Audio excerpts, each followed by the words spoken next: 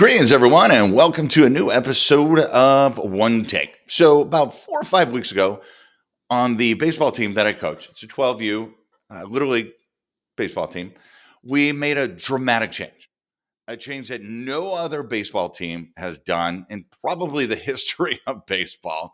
It bucks the tradition, it bucks the traditional way of thinking. Quite frankly, it bucks the baseball logic, if you will.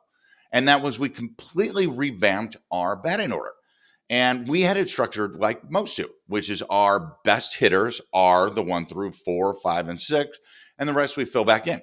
Well, what I was finding is that we have a pretty big team this season. We have 12 players, and you can't have just 4 good hits and carry a team because it's a lot of players before you get back to those first 4 or 5 or 6. And what we were finding is that if the front of the batting order struggled a little bit, we were screwed because even with, say, their second pitcher coming in, a weaker pitcher, so a better environment, let's call it, our weaker hitters were still struggling. One, they weren't inspired by anyone before them.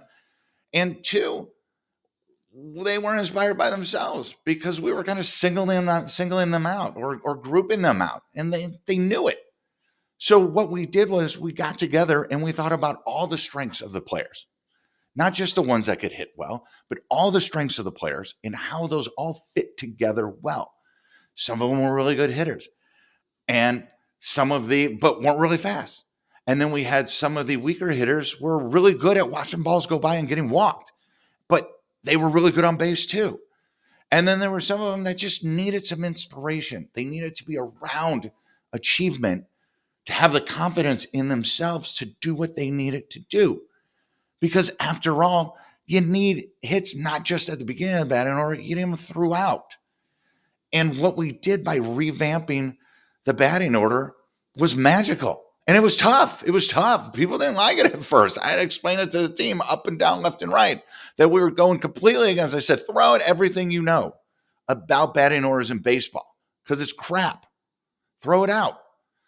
I'd have to pull a couple players aside, players that were typically used to starting out at 1, 2, or 3, maybe 4. Suddenly I had them hitting 8th, 10th, or 12th. And they're like, they think there's something wrong with them. And I'm like, no, you're exactly where I need you to be based on your abilities, your talents, and everyone around you.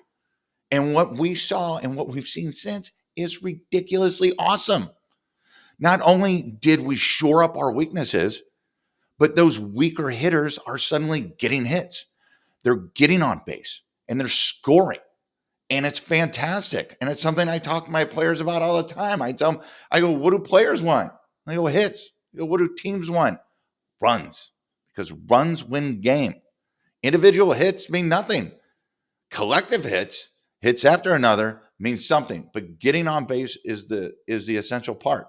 Getting out there, getting on base. If you get on base, you're halfway to scoring.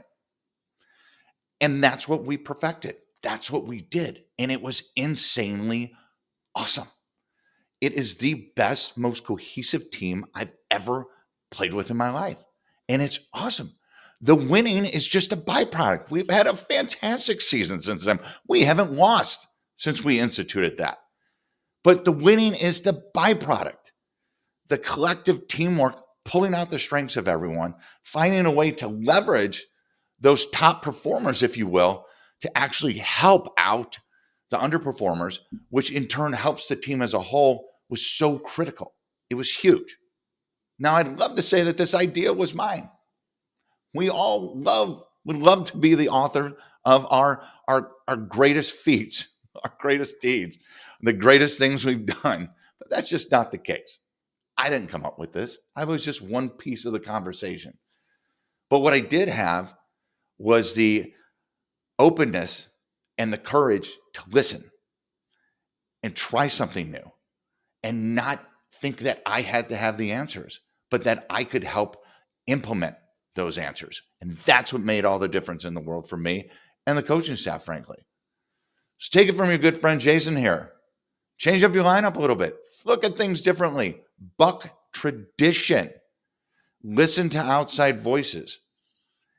Bring your whole team up, and you'll have the best team. I guarantee it. This has been One Take. Make it a great day. Thanks.